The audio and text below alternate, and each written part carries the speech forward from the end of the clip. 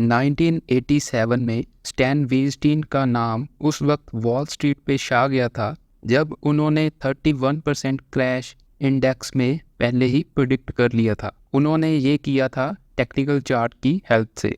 तब उन्होंने अपनी थ्योरी लोगों को बताई जो थी स्टेज एनालिसिस थ्योरी। ये काफ़ी डिटेल में डिस्कस की है उन्होंने अपनी बुक में, जिसका नाम है secrets for profiting in bull and beer market. बहुत से लोग मानते हैं कि ये एक परफेक्ट बुक है जो एक स्टॉक मार्केट ट्रेडर को पढ़नी चाहिए। चलिए इसको डिटेल में देखते हैं। अगर आपको जैसी लिवरमोर और निकोलस डार्वस का पता है तो उनकी जो ट्रेडिंग स्ट्रेटजी थी वो मेनली ट्रेंड को पकड़ते थे। यही किया स्टैन वीस्टीन ने। स्टैन का मानना था कि अगर आपने ट्रेंड सही पहचान लिया तो उसमें सही सेक्टर के अच्छे स्टॉक्स चूज़ करने पे आप अच्छा प्रॉफिट ले सकते हो। और ये सब कैसे होगा उसके लिए बुक में ये चार्ट दिया गया है। आप देखोगे तो इसमें स्टॉक पहले एक कंसोलिडेशन दिखा रहा है, उसके बाद वो नीचे आया, फिर नीचे कंसोलिडेशन और फिर ऊपर जाना शुरू होता है। साथ में एक मूविंग एवरेज लाइन है 30 वीक मूविंग एवरेज। अब स्टैन क्या कहते हैं कि जो स्टार्टिंग में कंसोलिडेशन है इसको स्टेज 3 बोला जाएगा, जिसमें स्टॉक साइडवेज रहता है। उसके बाद डाउन ट्रेंड को स्टेज 4 बोलेंगे। फिर नीचे जो कंसोलिडेशन है वो स्टेज 1 होगा और उसके बाद जो ऊपर का मूव है वो होगा स्टेज 2।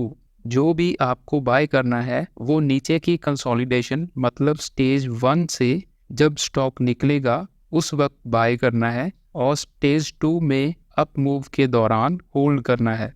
स्टेज 3 में स्टॉक रुक जाएगा और स्टेज 4 में वापस गिरेगा नीचे। तो ये स्टेज 3 एंड 4 तो हमारे काम की ही नहीं है। अगर थोड़ा डिटेल में देखें तो ब्रेकआउट के बाद एक पुल बैक दिखाई दे रहा है और नीचे की तरफ वॉल्यूम भी इंक्रीज हुआ है। ये ब्रेकआउट को ही पकड़ना है बस। ये बहुत ही आसान स्ट्रेटजी है अगर आपके पास पेशेंस है। अब जो बातें आपने ध्यान में रखनी है in this process, number 1, breakout पे जितना ज़्यादा वॉल्यूम होगा उतना अच्छा है। अगर वॉल्यूम इंक्रीज नहीं होता है तो आप स्टॉक को इग्नोर कर सकते हो। पॉइंट नंबर 2, अगर ब्रेकआउट आया है बट जो स्टॉक है वो अभी भी 30 वीक मूविंग एवरेज के नीचे ही ट्रेड कर रहा है, तब भी आप स्टॉक को इग्नोर कीजिए। पॉइंट नंबर 3, जितना बड़ा बेस बनाकर ब्रेकआउट देगा वो स्टॉक उतना ही अच्छा माना जाएगा। पॉइंट नंबर 4, अगर ब्रेकआउट के बाद स्टॉक पुल बैक या रीटेस्ट नहीं कर रहा है, जहाँ बहुत छोटा पुल बैक है, तो भी मतलब स्टॉक बहुत ही ज़्यादा बुलिश है। एक और इम्पॉर्टेंट पॉइंट है, अगर आप इन दो चार्ट्स को देखो, चार्ट ए में लेफ्ट साइड पे काफ़ी रेजिस्टेंस जोन दिखाई दे रहे हैं, चार्ट बी में लेफ्ट साइड पे इतना रेजिस्टेंस नहीं है। तो ऐसे केसेस में आपने स्टॉक बी में ट्रेड लेना है, ना कि रेजिस्टेंस वाले स्टॉक ए में। अब ये सारा कुछ है एक पोजिशनल ट्रेडर के लिए, जहाँ आप बोल सकते हो इन्वेस्टर के लिए। बट जो शॉर्ट टर्म ट्रेडर हैं जैसे स्विंग ट्रेडर, उनका क्या? तो उनके लिए स्टैन सर ने एक और मेथड शेयर किया है जिसमें एक स्टॉक जो ऑलरेडी स्टेज 2 में चल रहा है वो कुछ टाइम के लिए कंसोलिडेट करे तो उसके ब्रेकआउट को शॉर्ट टर्म ट्रेडर्स ट्रेड कर सकते हैं। एग्जाम्पल देख लेते हैं।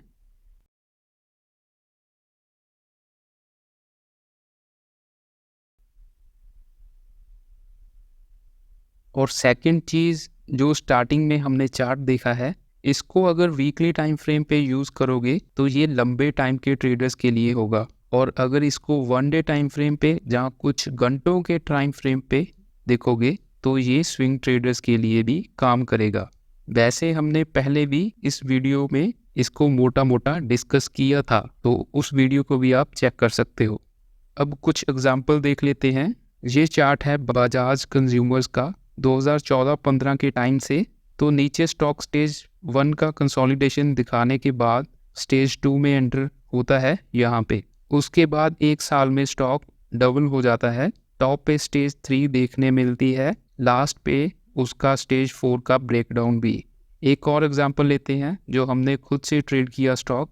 इसमें भी यहाँ से स्टेज 2 शुरू होती है और एक मस्त रैली देखने मिलती है और लास्ट पे वो स्लो होकर फॉल में कन्वर्ट हो जाती है। इस एनालिसिस का सबसे बड़ा पॉइंट यही है कि आप स्टॉक की रैली को पूरा कैप्चर कर सकते हो। अब इसको कंप्लीट स्ट्रेटजी बनाने के लिए हमें चाहिए स्टॉप लॉस। तो अकॉर्डिंग टू स्टैन, जो आपका स्टेज 1 का बेस है, उस बेस का लो है जो, वो ही आपका स्टॉप लॉस होगा।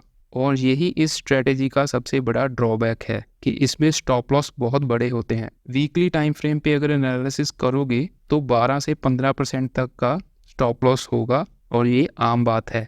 जब एक स्टॉक ऊपर चलना शुरू कर देता है तो स्टैन कहते हैं कि हर एक डिप के टाइम पे जो लो बनेगा, उस लो के नीचे जो एवरेज लाइन की वैल्यू होगी, वो ही आपका स्टॉप लॉस होगा। ऐसे इसको आप ट्रेल कर सकते हो। ऐसे ही स्टेज 4 है जो ऑलमोस्ट मिरर इमेज होती है स्टेज 2 की। इसमें कंसोलिडेशन के बाद नीचे की तरफ ब्रेकडाउन आता है। इसकी भी कुछ एग्जांपल्स देख लेते हैं बुक में से और हमारी मार्केट के स्टॉक्स की।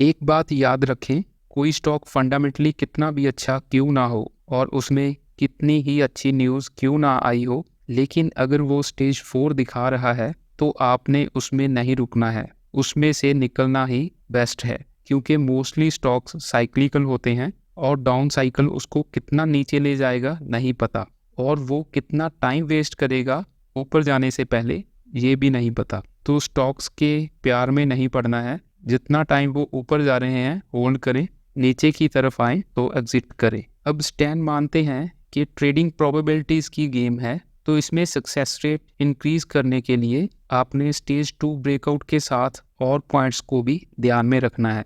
पहले तो ये कि स्टॉक बाय करते वक्त आपने मार्केट का क्या मूड है वो भी देखना है। जैसे अगर निफ्टी 50 में डाउन ट्रेंड चल रहा हो तो आपके स्टेज 2 ब्रेकआउट का रिजल्ट अच्छा नहीं होगा। तो ओवरऑल मार्केट अच्छी होनी चाहिए आपके बाइंग करते टाइम। दूसरा है, जो स्टॉक आप बाय करने जा रहे हो उसी सेक्टर के बाकी स्टॉक्स भी अच्छी कंडीशन में होने चाहिए। अगर उनमें भी ब्रेकआउट्स आ रहे हैं तो ये स्ट्रेटजी काफ़ी अच्छा काम कर सकती है। इसमें अगर आप फंडामेंटल्स को ऐड करोगे तो आपको और भी हेल्प मिल सकती है, आप अच्छे स्टॉक्स अच्छे टाइम पे बाय कर सकते हैं। तो ये है इस थ्योरी का बेसिक, जो हमें काफ़ी डिटेल में इस बुक में पढ़ने मिलता है। इस वीडियो को कंटिन्यू करते हैं, एक और पार्ट में मैं इसको और डिटेल में डिस्कस करूँगा, क्योंकि ये एक ऐसी स्ट्रेटजी है जिसमें अगर आपको टेक्निकल्स की ज़्यादा नॉलेज नहीं भी है, आप तब भी अच्छा पैसा बना सकते हो, लेकिन इसकी प्रैक्टिस ज़रूर करनी पड़ेगी। तो बुक काफ़ी अच्छी है। अगर बुक को मैंने रेट करना हो तो मैं 9.5 दूंगा 10 में से। एक मस्ट रीड बुक है। इससे आपके जो बेसिक्स हैं स्टॉक मार्केट में वो काफ़ी अच्छे हो जाएंगे। तो चलिए नेक्स्ट वीडियो में मिलते हैं, जिसमें इसको और भी डीपली स्टडी करने की कोशिश करते हैं। वीडियो को लाइक करें और चैनल को ज़रूर सब्सक्राइब करें। Thank you for watching.